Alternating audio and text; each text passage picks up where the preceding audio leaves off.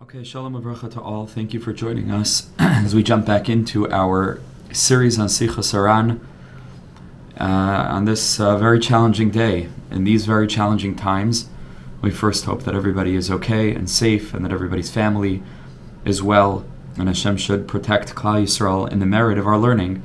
Sometimes there's like a natural tendency when there are moments like these to interrupt the schedule and to say, let's cancel the shiur, and there's so many other things going on, and I was reminding myself, and I want to remind us that on the contrary, if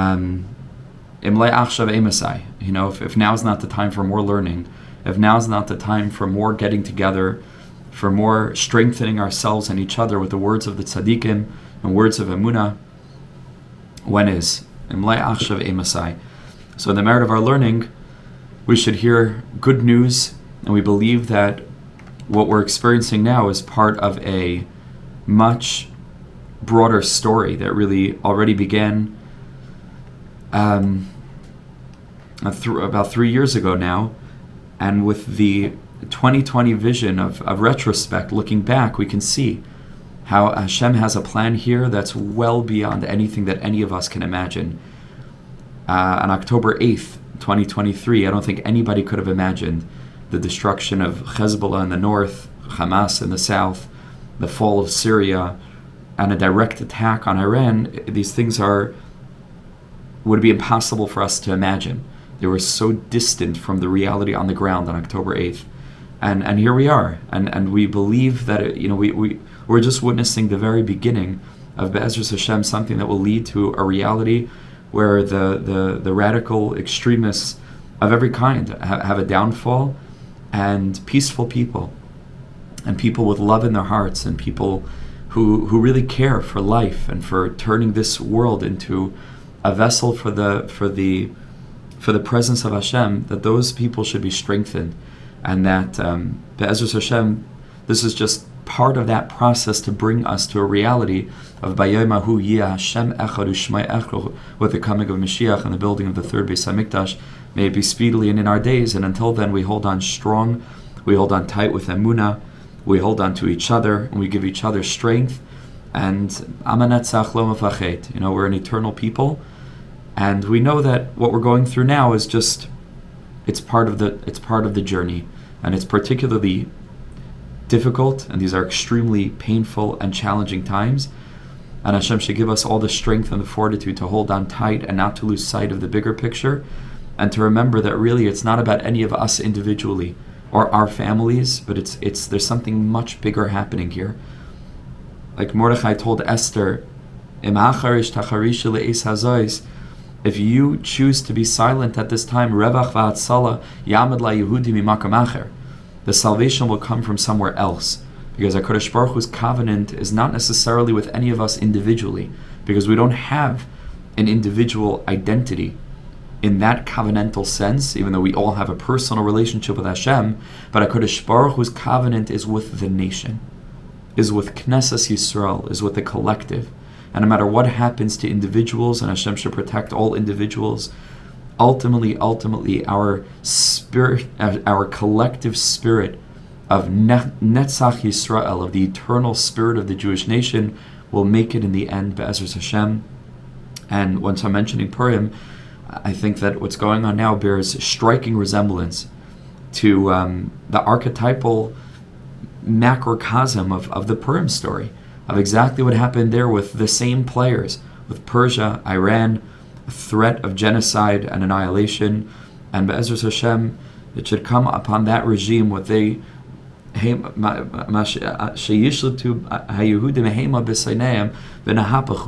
should come on their heads what they were threatening, what they have within their hearts and within their minds to do to peace-loving people, to people who are seeking to make the world a better place, a brighter place. And we should only hear good news, Be'ezras Hashem. But now is the time for learning. It's the time to add on Kedusha, to add on Chizuk, to add on clarity.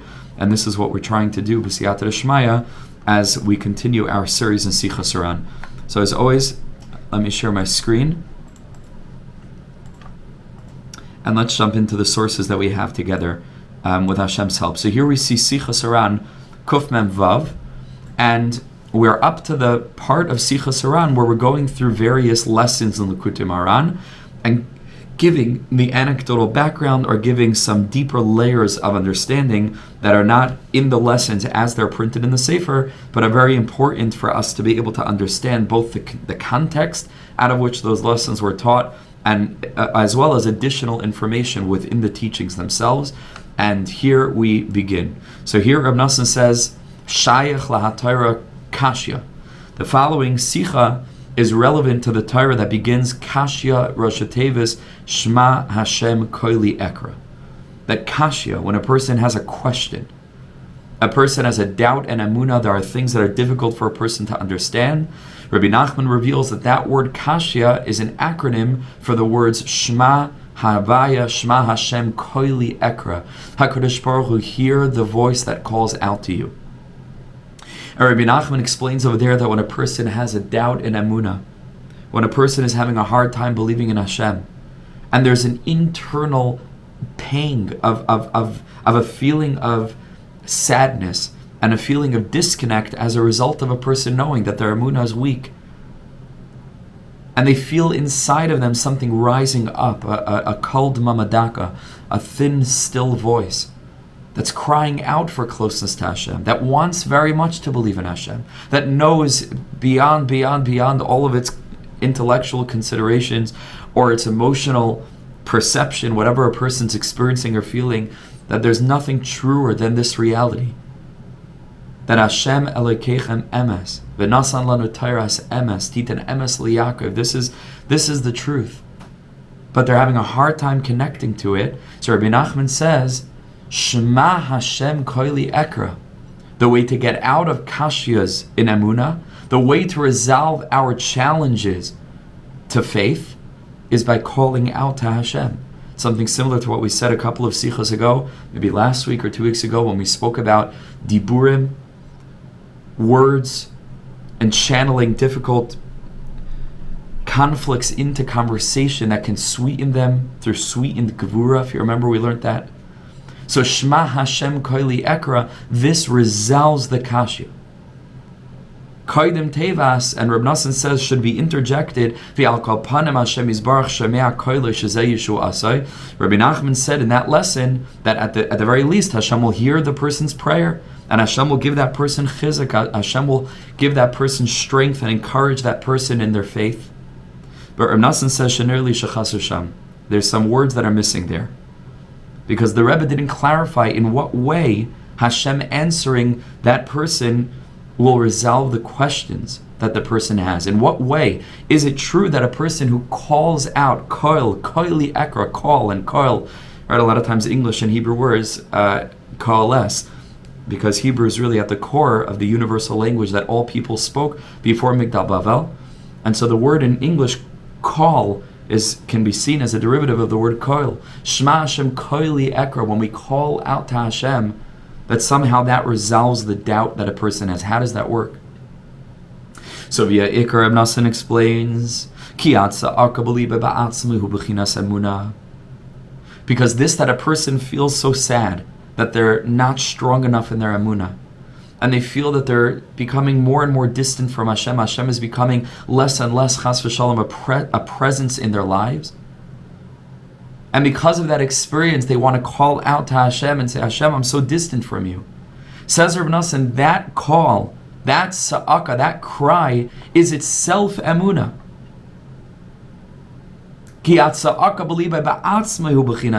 This calling out to Hashem is itself the greatest expression of inherent faith. Even though sometimes it's harder to feel. And what some of us are experiencing now in these very, very difficult moments in our history, some of the most momentous and historic moments that any of us have experienced in our lifetime.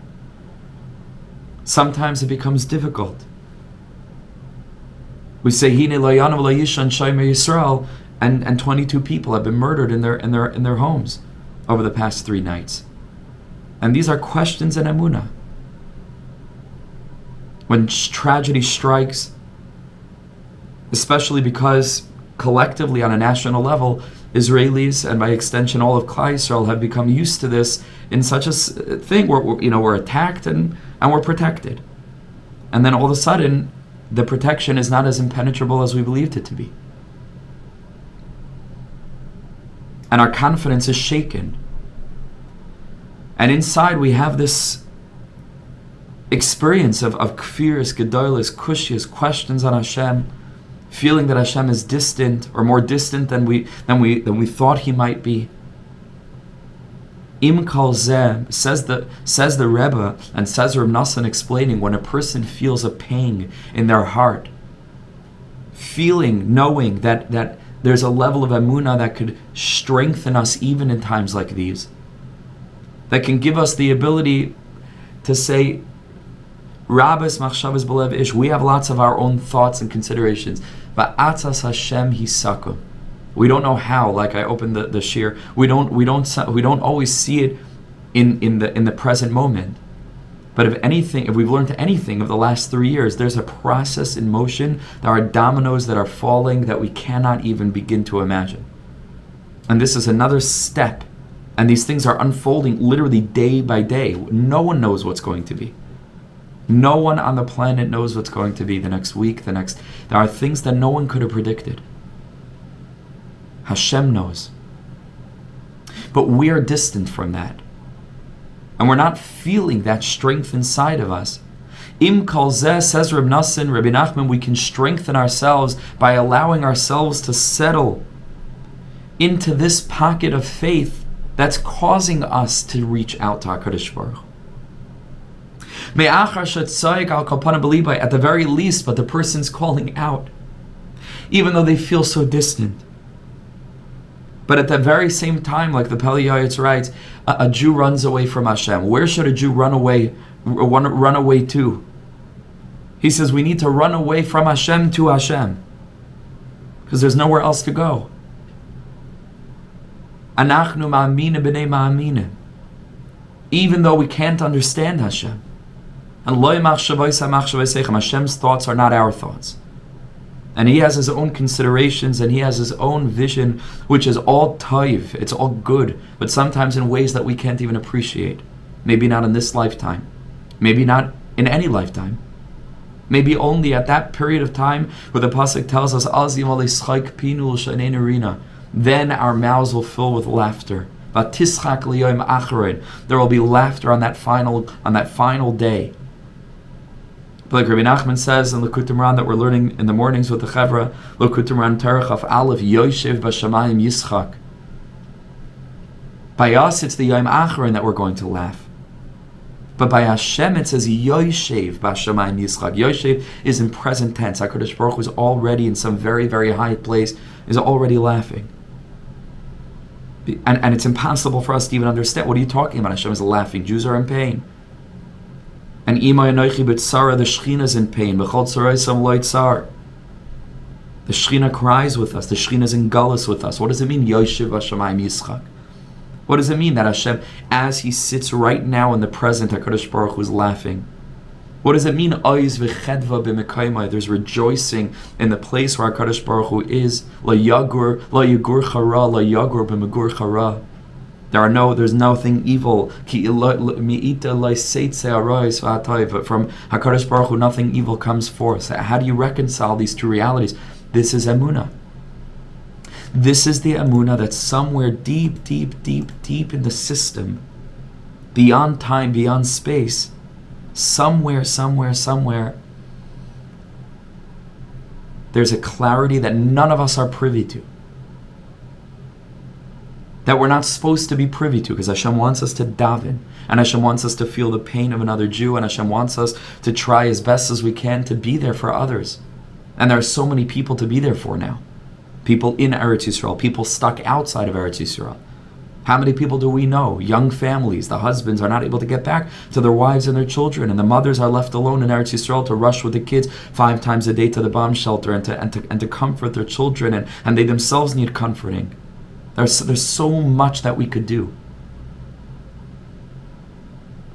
And Hashem wants us to feel that pain. But at the same time, Emunah means the Emunah's Chavalelos, That Yoshev Bashamayim Yitzchak, we have to understand this. HaKadosh Baruch Hu already saw with total clarity on October 7th, 2023, he already saw the decimation of Hezbollah, the taking out of Nasrallah, Yamach Shomai V'Zichrai. He already saw the fall of Syria, which is itself unclear exactly what's going to unfold there, but at least that we don't have our Iranian ally on the border. He saw the Iranian attack as a result of Israel's attack on the Iranian embassy in Lebanon, and the response of Israel to take out the defense of the Iranian Air Force and the Iranian air defense systems, setting up the possibility thereby for now Israel to go in and really go after the head of the snake, which is the chief exporter of terrorism and radical militant Islam worldwide. And people need to understand this. You can look this up online. The largest Muslim organization. I believe, if I'm not mistaken, that it's based in Indonesia. I think. Singapore. Can't remember. One of those two.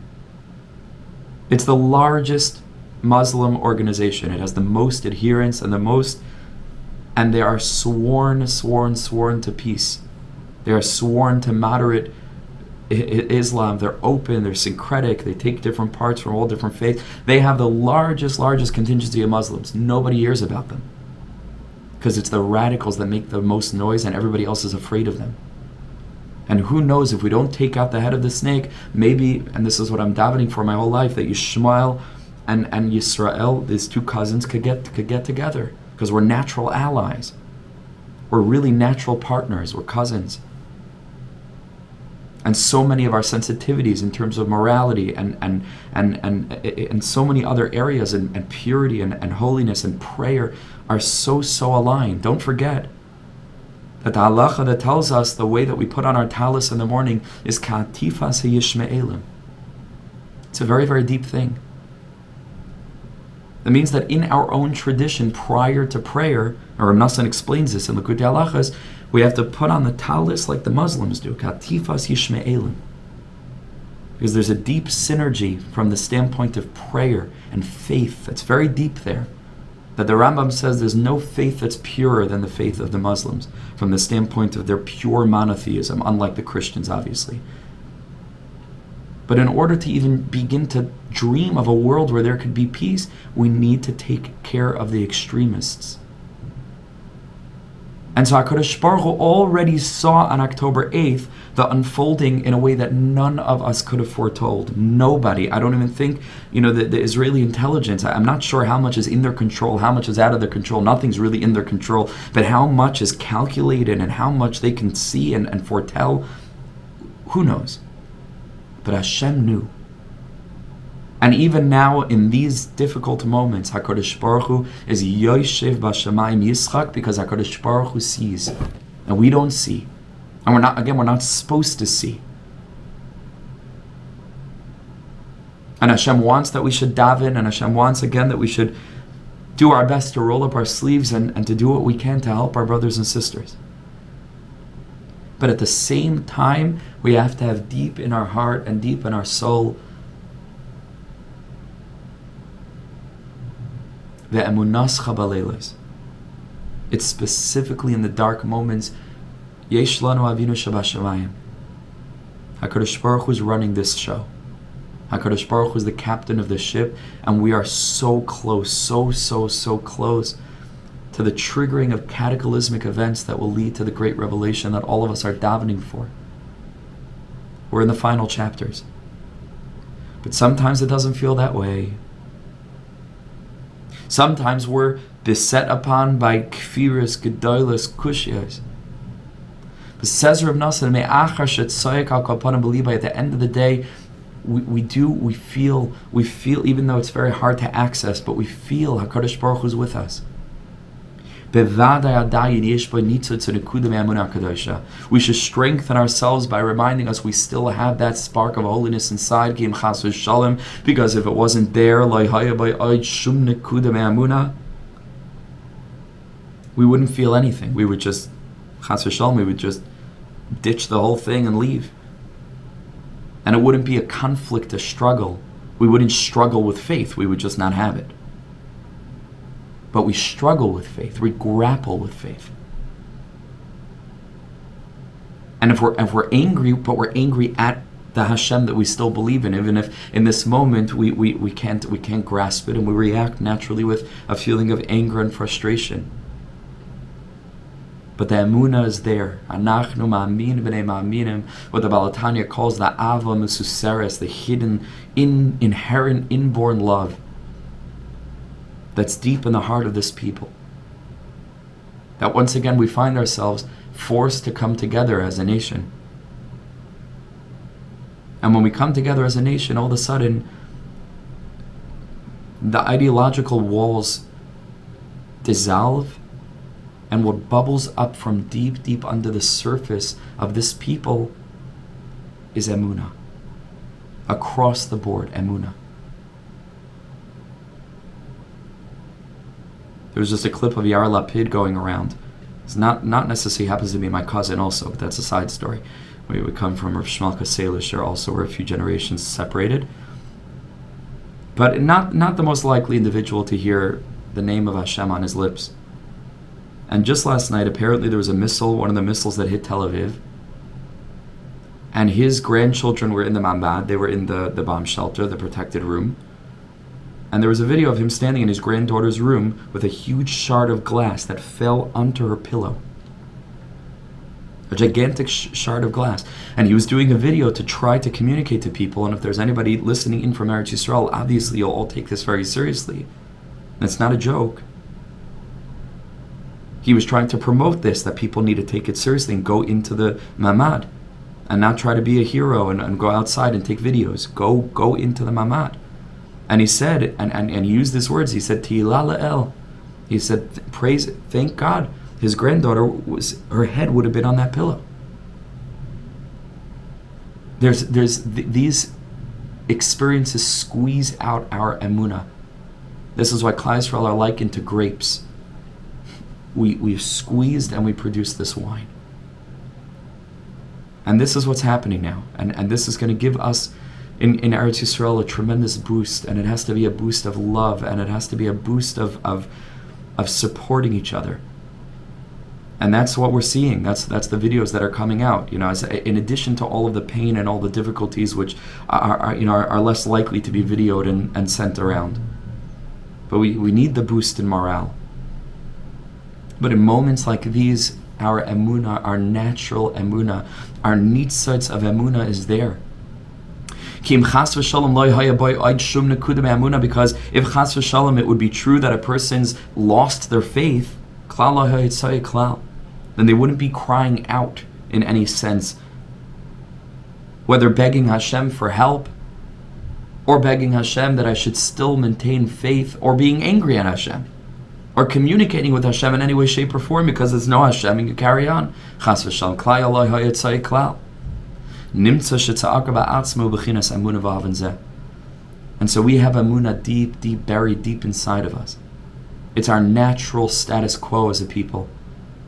This is who we are. Everybody saw that clip going around from the television host in Israel, talking about Klal Yisrael, our nation of emunah, one way or another, whatever our ideological stances are, however secular we may pretend to be, we're a people that is a religious nation.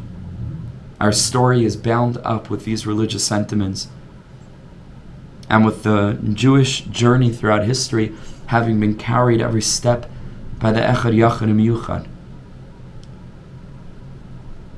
by our Father in heaven. And then he takes out a kippah and he says Mizmor L'Saida. Everybody saw that, right? This is who we are. So sometimes when we feel that HaKadosh Baruch Hu is infinitely distant and we call out to him, says Rav Nassan, in that calling out, HaKadosh Baruch Hu is infinitely close. He's already there. He's already there. And says Rav Nassan also, by virtue of the calling out, through that a person can merit faith. that can strengthen their faith. Just calling out, and again, it's not begging Hashem for help. It could be a cry of pain. It could be a cry of frustration and anger and confusion and darkness and fear. But the very call, the very coil, the very cry, the tza'aka is itself strengthening a person's emunah. Raksha emunah hu bekatnas gadol, even though a person had a little bit of emunah, it's small. But tza'aka ba'atzma, when a person calls out, yachaliskas le'emunah. Like Reb Nachman said, when a person does his spodedus, he said about himself, he would come back into life, and he would see an olam chadash legamri. He would see a completely different world, because he wasn't coming back quite the way that he left. He was coming back arm in arm with the infinite. He was coming back armed with strong clarity and confidence of what it means to be a Jew, what it always meant to be a Jew, what it will always mean to be a Jew, which is to be a people that are marching toward the Geula with an elevated vision for a unified world.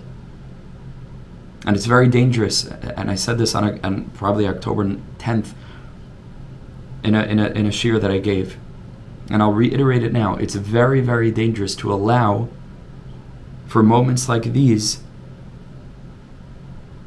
which are so natural for a person to feel enmity and hate, and because people are feeling so hurt, and we have such a tendency to root ourselves more now than ever before in our own particularism. And in moments like these, there's a certain tendency to just say, forget the world, and just let them all rot, and we're going to live.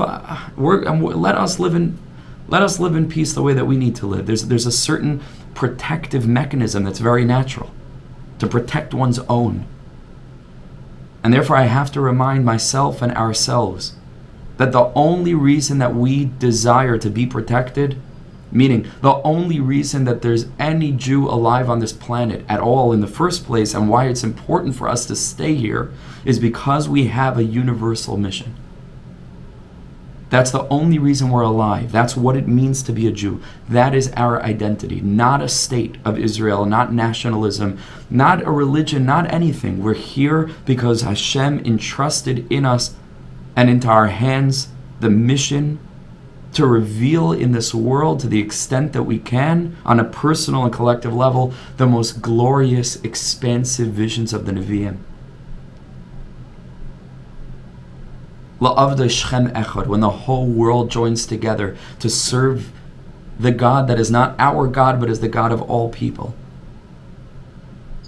And so it's dangerous in moments like these, because we have this knee-jerk tendency to retreat into our own particularism and to lose sight of what this is really all about. What it's really, really all about is not that we can carry on our lives as normal in Tel Aviv. What it's really all about is that these should be definitive steps paving the way for Klal Yisrael to finally perform our trans-historic mission, which is Al Tikra Vayikra Ela Vayakri, like it says by Avram Avinu. Don't read it that Avram called out in the name of God, but that Avram caused everyone else to call out in the name of God. This is what it means to be a Jew. Va'atem tiyu li mamlechas kohanim v'goy kadosh. That doesn't go away because missiles are falling on Haifa. And I know it's almost impossible to hold these two things at once, especially, for anybody who's in Eretz Yisrael is probably looking askance at me sitting here behind a Zoom screen in London, speaking like this. But I promise you, if I was living there, I wouldn't say anything different. Because to me, this is the only reason that we exist as a people. This is the only reason that it's worth being alive in this world at all. Is for this, and we shouldn't lose sight of it. And now there comes a time where we have an opportunity here, like I said before, to take out the head of the snake. It is the head of the snake. And it's not the Iranian people, it's a few Risha'im who themselves are oppressing the Iranian people, as everybody knows.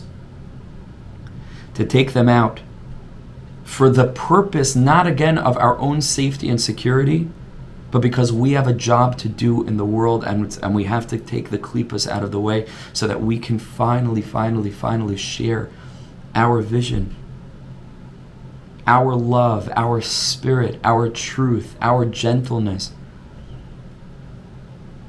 our joy, our creativity, our love with the whole entire world. That's what we want. That's what we've always only ever wanted. And that's what we still want today.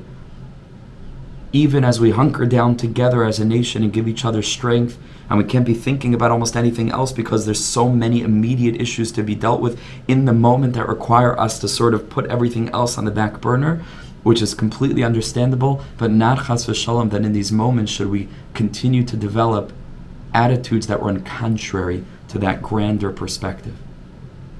Because attitudes that run contrary to that grander perspective will outlive whatever crisis we have in the moment, and themselves will become setbacks for the purpose for which HaKadosh Baruch Hu gave us the Torah and created us as a nation. And that's a dangerous thing.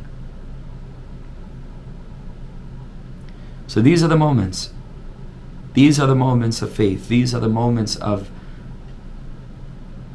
ve'emunas chabaleilos. These are the moments that enable us to connect most deeply to the essence of what life is all about, of what Jewish identity is all about, and what Eretz Yisrael and our return to that land is all about. These are moments that feel very similar to October 7th in certain ways, where the immediate and extreme confrontation with mortality, where people are literally dying in their homes, forces us to reveal the most raw, real, and essential definitions of who we are, what this is all about, and what we're yearning for. So we're all davening for safety and security. But we should also daven for Mashiach. We should also daven and have that big picture, that presence of mind. You know, once we have this opportunity now, and these are momentous, historic moments, like what's happened over the last 3 years is lo yu'uman. It's just not to be believed.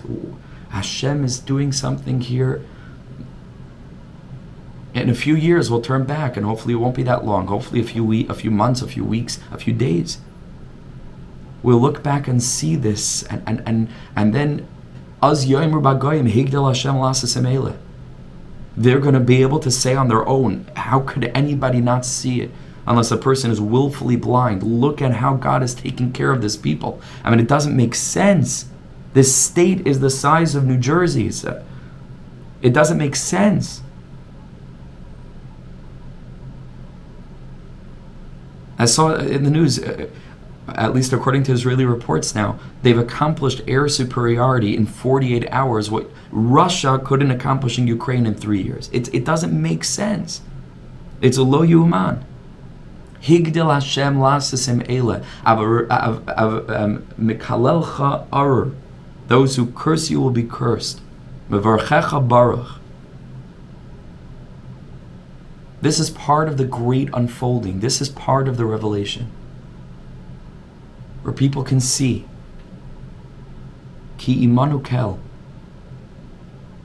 uv'chol zay shimcha lo shachachnu. We haven't forgotten Him. Na al tishkachenu, and HaKadosh Baruch Hu is not forgetting us. And Hashem is carrying us to the finish line. HaKadosh Baruch Hu is Yoshev b'Shamayim Yitzchak. In that lofty chamber, they're already singing Nigunim. In that lofty chamber, they're already dancing. It's already Geula. In that place, the whole thing is already finished. The whole thing was already finished from the moment that Bereshis bara Elikim es Hashmayim es Haaretz va'aretz v'yisosai v'vayu v'choshech al pnei sahaim v'ruach Elikim merachefes al pnei hamayim. We're in a world of bewilderment and confusion and darkness.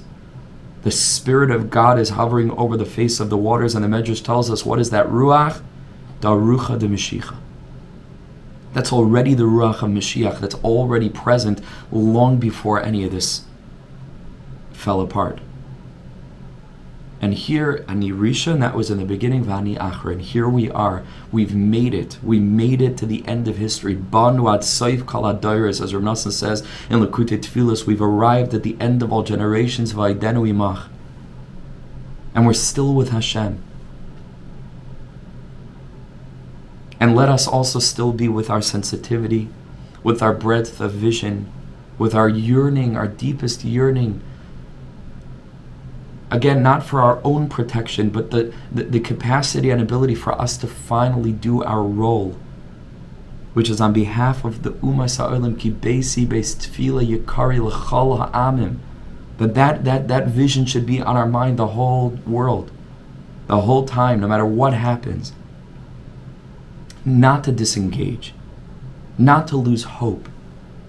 Not, sometimes I hear people bending around this Das Yachid interpretation of the Medrash that says Halacha hi Esav Soines Yaakov.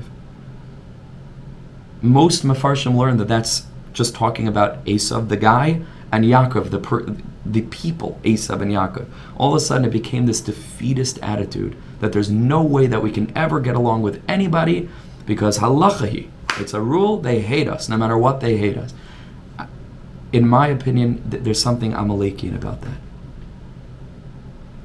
Because how am I supposed to get to a reality of ki beisi beis tefila yikar l'chol ha'amim if halachi Esav Soines Yaakov, but every single prophecy about the world that we're entering in Zechariah, in Yeshayahu, in Yecheskel, in Yoel, in Habakkuk, all the Nevi'im invariably include the nations of the world. As how do you reconcile those two realities? There's something so defeatist about it. So let's not even try, let's not even dream, let's not even hope, let's not even pray, because they'll always hate us and to heck with them. I can't, in my humble opinion, it's not my opinion, it's just for myself and whoever wants to eavesdrop and learn something that's on them. I can't live in such a world. That's mamish yush. I can't live in such a reality. It'll become a self-fulfilling prophecy. If that's the attitude that I have, so then of course everyone's going to hate me. And I have to live with faith in the Nevi'im. That this current war and these current wars and these times that we're living in don't contradict those prophecies. They are steps to fulfilling those prophecies. And that's why we have to guard against the natural human tendency to pull ourselves into our own exclusivity and to lose interest in the broader vision, which I say is the destruction of the whole national identity of the Jewish nation, that we are only here on this planet in these bodies and have been in millions and millions of bodies throughout Jewish history for the purpose of being a priest to the whole world. That should be our prayer now. Prayer for safety and security in the immediate moment, and prayer that these steps, that these birth pangs, that these earthquakes in the geopolitical sphere of a world that seems to be falling apart, but we know is coming together, that these steps in the process of HaKadosh Baruch Hu's plan that's full of laughter and full of celebration, that these should bring us to a world where what we hope for and yearn for and long for should finally be manifest. It's the whole second paragraph of Aleinu L'Shabeach. Ve'al kein ekavlecha Hashem Elokeinu liras me'her b'tiferes uzecha.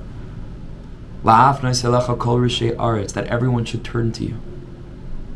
L'sakin oilam b'malchus shakai, that the world should finally be rectified with the light that we have to share with the world, that we can rectify the world with our consciousness of nuance and synthesis of what it means to be a Jew, that it's on us to teach the Christians that a God of grace is divorced from the reality of our world where actions matter, and to teach the Muslims whose perception of God is very severe. If anybody read a little bit the Quran, very, very severe.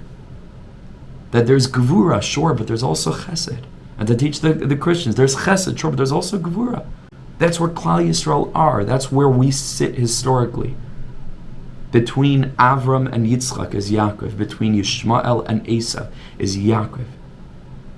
And that our job is to demonstrate this holy blend, this synthesis of Zer Anpin, of the Anhagas HaMishpat, of the reality of what a Kadosh Baruch Hu is, the totality of the Chesed and the Gevura, the Yud Kei Vav Kei and the Elikim. Hashem Elokeichem Emes. Shema Yisrael Hashem Elokeinu, says Rashi, will one day be Hashem Echad. That's our job.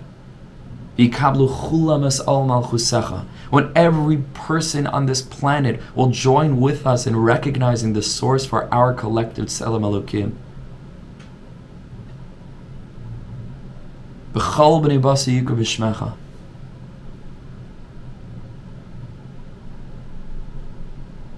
Because only then, by Yom Hu Yeh Hashem Echad U'Shmai Echad, which is what we want, which is why we're alive on this realm,